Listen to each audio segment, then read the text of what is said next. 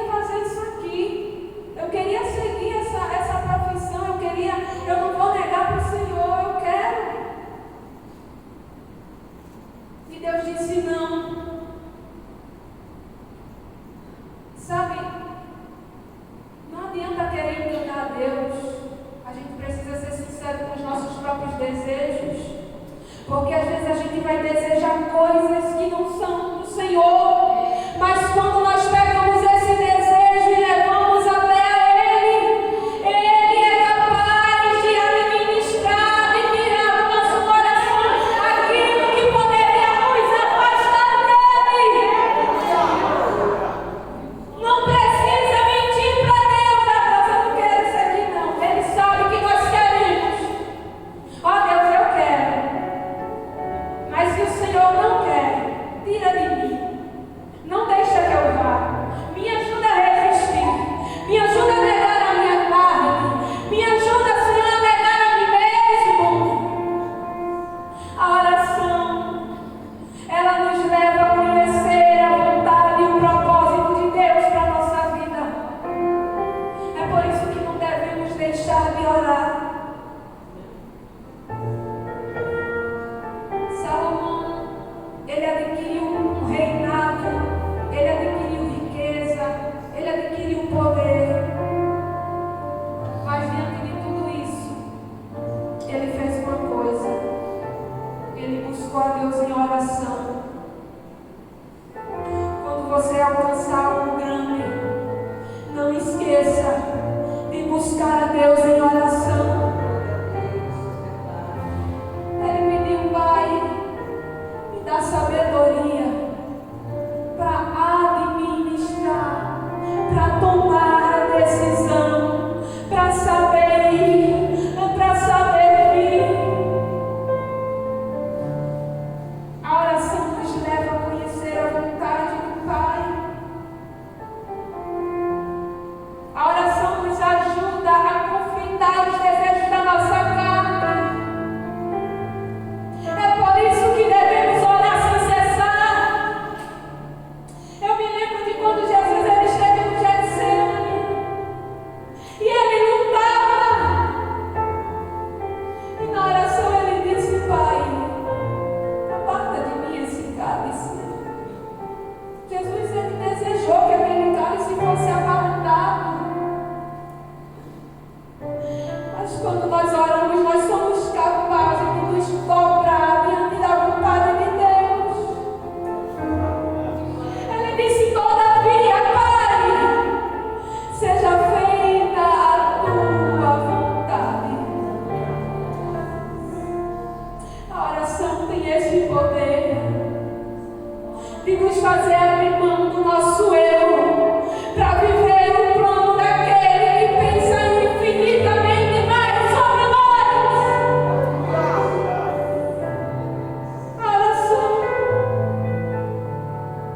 A oração ela faz isso. Passamos a conhecer a vontade de Deus quando oramos. Porque deixa eu te dizer uma coisa: orar não é só pedir, não é só dizer a Deus o que a gente quer, mas é saber aquilo que Ele quer também para nós. Quando nós oramos, existe um momento em que nós silenciamos e o Espírito Santo fala ao nosso coração. Porque quando nós oramos, Deus, Ele fala com a gente. E como Ele fala? Quantas vezes você não dobrou o joelho e pediu a Deus por uma causa, e naquele momento Deus, Ele te deu paz como resposta no teu coração? Deus está dizendo: me busque em oração, porque eu sou o Deus que falo com você.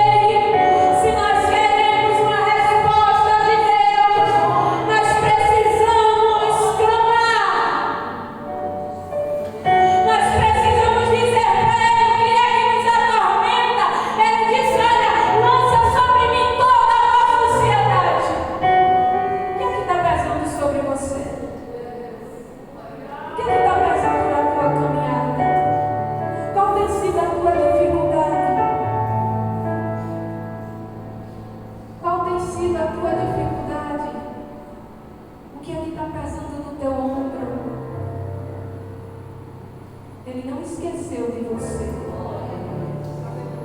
Nós aqui muitas vezes esquecemos o caminho da oração. Somos nós que esquecemos muitas vezes o caminho da oração.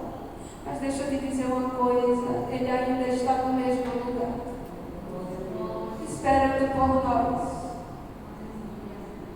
desejando nos ouvir, desejando nos abraçar no altar da oração.